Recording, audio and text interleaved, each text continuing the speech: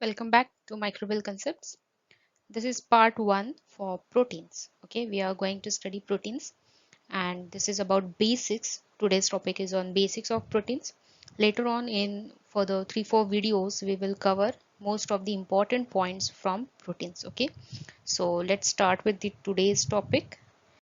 So we know that proteins are building blocks of our body. They are required, they are very important and all, right?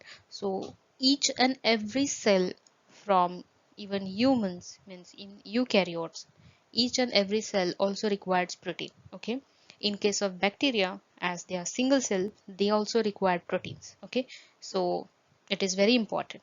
So these proteins, they are involved in various processes like growth, cell division, and in immune defense also.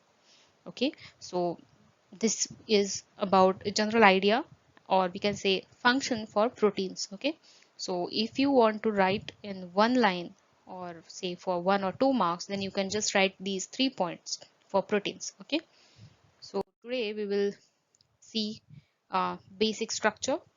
Okay, and just an introductory part for proteins. So these proteins are actually large and complex molecules, okay, and they do most of the work in cells and are required for structure, okay, then for various functions and for regulation of the whole body, or even if we consider at tissue level or organ level, even there are some proteins which are required for regulation of a particular tissue or organ. Okay, so at the organ level or tissue level also these proteins they work. These proteins are made up of hundreds or thousands of smaller units which are called as amino acids. Okay, so just related, another video I will upload just related to these amino acids. Okay, so for now just remember that proteins are made up of these amino acids, okay, and which are attached to one another in a long chain. You will see a simplified diagram in further slide. So there are around 20 different types of amino acids which are known, and that can be combined, okay, in various combinations that can be combined in a different sequence, okay, and that particular sequence it makes up a protein. Okay, so the sequence of amino acids, they determine each protein's unique three-dimensional structure, and depending on the structure it specifies the function. Okay, so a protein, what function this particular protein will give or what structure this particular protein will have, it all depends on the amino acids which are present. Okay, so this is about general about proteins. So the importance of these proteins were recognized by a chemist in 19th century, okay, John Jacob Berzelius, okay, and he was one who coined the term protein. So this word is actually derived from a Greek word that is proteos, which means holding first place, which is nothing but the important, okay, very important. So proteins are very important because they carry out many different functions. Proteins are species specific, that is the protein of one species may differ from the another species. Okay, and they are also organ specific. We had seen that in previous point. For instance, within a single organism, muscle protein differs from those of the brain proteins, or proteins which are present in brain and liver, okay, which functions which are very important for their working. Okay, so this is for organ specific. So here you will see simplified diagram for protein. So you can see this is a folded structure and this is a linear structure. So size can be different, okay, and you will see here there are amino acids, you can see pointed out here, and there are peptide bonds. Okay, these are bonds which attach or which help to hold one amino acid or which connects one amino acid with another. Okay, so towards right you will see there are these amino acids, these round structures, and the black one is the peptide bond. Okay, so this is what is actually, we call it as a amino acid chain, polypeptide chain. Okay, so proteins are not stored for later use in animals. Okay, when an animal consumes excess protein, then they are converted into fats, okay, glucose or triglyceride, and used to supply energy or build energy reserves.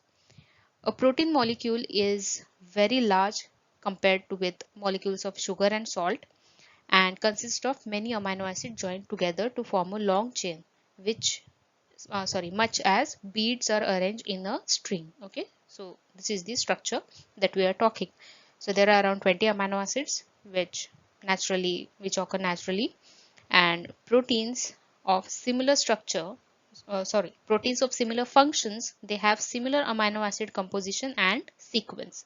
Okay, if you compare two proteins which have similar function, then you may find that their amino acid composition or the sequence is also similar. So next, this is a comparative chart for proteins. Okay, so proteins can be described according to their large range of functions in body. Okay, so first you can see antibodies. Okay, example is immunoglobulins. So as I told you that in first slide, that even in immune defense, proteins are working, okay, or they have their function. So antibodies bind to specific foreign particles such as viruses and bacteria to help protect the body. Okay, so this is the function of antibodies. Next is enzymes. All enzymes are proteins, but all proteins are not enzymes. Okay, this is also very important, and why, that we will see in further videos. So just remember that enzymes, they carry out almost all of the thousands of chemical reactions that take place in a cell. Okay, so they also assist with the formation of new molecule by reading the genetic information stored in DNA. So what is this? This is DNA replication, then transcription and translation. In translation, this is how the amino acids, they attach, a polypeptide chain is formed, and that is nothing but the protein. So some of the proteins, they also act as enzymes, and that is the point mentioned here. Okay, so they also assist with the formation of new molecule, that is the protein, by reading the genetic information stored in the DNA. Okay, so they also help in making of some other molecules as well. So next is messenger protein. So messenger proteins, such as some types of hormones, they are very useful, or they function as transmitting signals to coordinate the biological process between different tissue, cell or organs. Okay, so the example here is growth hormones. Then next is structural component. Okay, so how proteins are helpful in regulation of the structure. So the example is actin is the structural component, which is a protein which provides structure and support to the cells. Okay, so on the larger scale, they also allow the body to move. Then last is regarding storage and transport. So ferritin is the example, and these proteins, they bind and carry atoms and small molecules within cells and throughout the body. Okay, so if you want to write a answer for 3 marks for just about what is protein and what are the functions, then you can write these at least 3 or 4 examples from this slide. Okay, the next is general idea about amino acid composition, okay, of proteins. So the common property of all proteins is that they consist of long chain of amino acids that we had seen. Okay, alpha amino acids. Why alpha? So that depends on the structure. So the general structure of alpha amino acid is shown here. So alpha amino acids are also called, or they are so called alpha, because the carbon, which is, you can see marked here in red, it is the one which carries the amino group, and it also carries the carboxyl group. Okay, so you can see it here, there is a carboxyl group, and there is also a amino group present. Okay, so this is the basic structure of a particular amino acid. So in acidic solution, these amino acids, when the pH is less than 4, the carboxyl group, that is COO group, it combines with the hydrogen, okay, that is H plus ion, and are converted into the uncharged form, that is COOH, And likewise for the ammonium group in alkaline solution, when pH is above 9, the ammonium group, it loses the hydrogen ion and it gets converted into the amino group.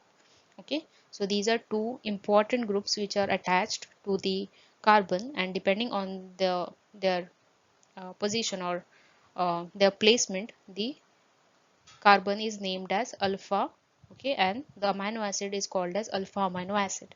So in the pH range between 4 to 8, the amino acids carry both positive and negative charge. Okay, so they do not migrate in the electric field.